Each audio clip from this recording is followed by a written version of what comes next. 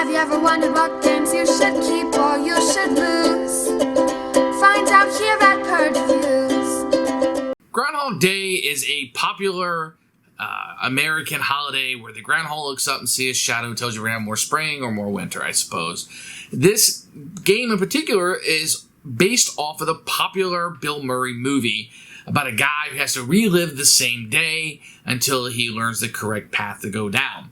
This game takes that conceit and puts it perfectly into a board game.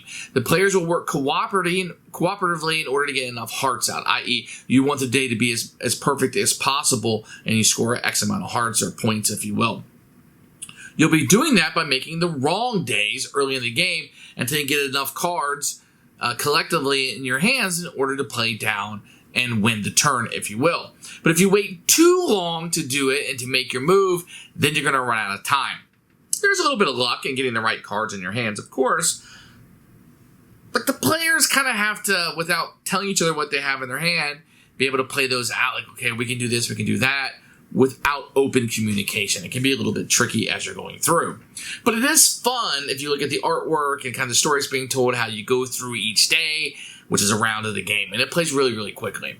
Now, the artwork in the game is a little bizarre. It doesn't have like Bill Murray or screenshots or whatever. It's unique artwork, but it goes out of its way to not showcase Bill Murray or the actors from the movie. I guess they didn't have permission to do so.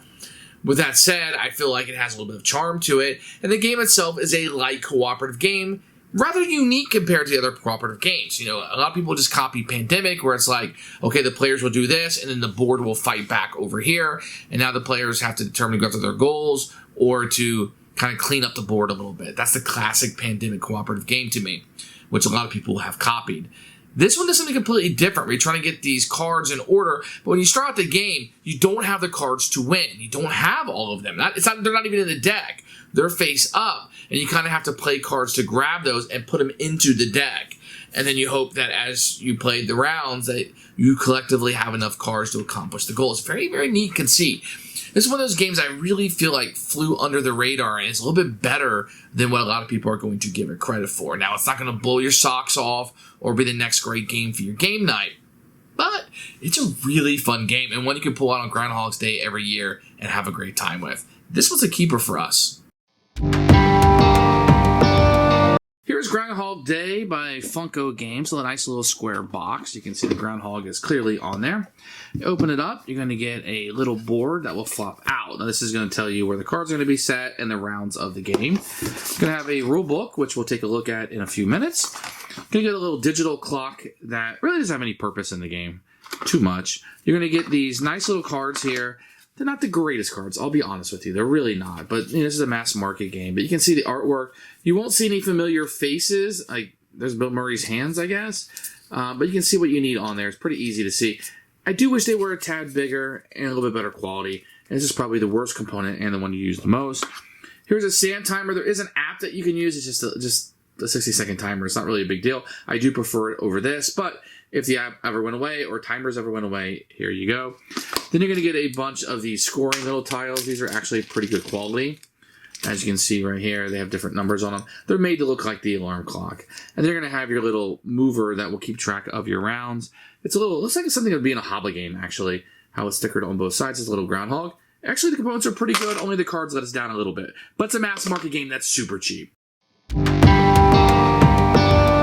Here's the rule book. It tells you right here what you're doing in the game and where you can download the app as long as it is available. It's really just a timer. Picture of all the components. Excellent job. Set up with pictures and numbers corresponding to where you want to go. So far, we are in rule book heaven. How to win the game. It shows you exactly how you want to win, to play, how to start a round, all numbered up through here, an anatomy of the cards and a breakdown of card play rules. Very simple. You can see little examples here that are italicized. Then you can have unlocking cards, end of day, and some little tips to kind of get you started. Remember, this is a mass market game. And then an example of how to win the game. Excellent, excellent, excellent rulebook. I needed less than 10 minutes to read through this. We were able to play it without any questions whatsoever. To set the game up, you're going to have the 7 through 12 up there. You can tell because it has a black number instead of a white number. You'll put the little groundhog here on the very first day. Put the alarm clock near where everybody can see it. Shuffle up the deck, and then based on the round that you're on is how many cards you're going to equally give out to the players as equal as possible. Once everybody touches the alarm clock, you're ready to go. You either get the app ready or the sand timer, so give you an amount of time that you'll have for a round. On a turn, you take the cards from your hand and you'll try to place them down. You're going to end up playing up to 7 cards, but they don't have to be in order. They just have to get larger as it goes on. And this is what you would have. This might not be an optimal play, but this is how you would play.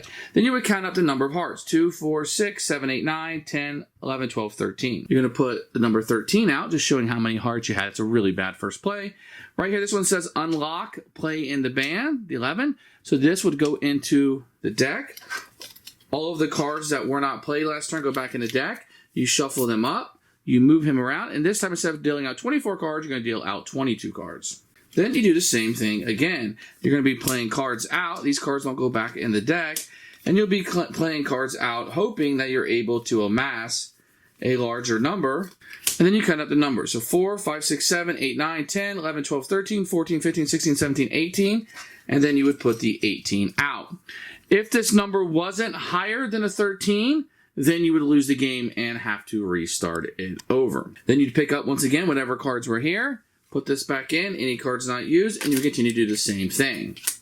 In order to win the game, you have to play 7 cards with 4 hearts on each card. If you're able to do that, you win. The way you lose is you run out of time. You can't play any more cards. You play a row of cards does not have more hearts than the previous round. Otherwise, this is what you're trying to do, is make the perfect day to bring the Groundhog in. If this gets to the end and you're not able to win by that amount of rounds, then you would also lose the game. Who should buy this game? This is going to be for somebody who wants a lighter cooperative game. You like card games. You don't mind the lack of communication in the game. There's going to be some lack of communication to make the game work that irritates some people. It works in this game, and you have to have it. Without it, you would just win every time. Or it would be completely determined on the draw deck. Yes, the cards can come up in such a way that you can't win. That's part of it. But you need to put yourself in the best possible position for the characters to win. It's a really neat game. I think it follows the IP very well. I think if you're a fan of Groundhog Day, the movie, or the holiday in general, or just want a light cooperative game, I think you're going to find a lot of fun with this game. Keeper for us.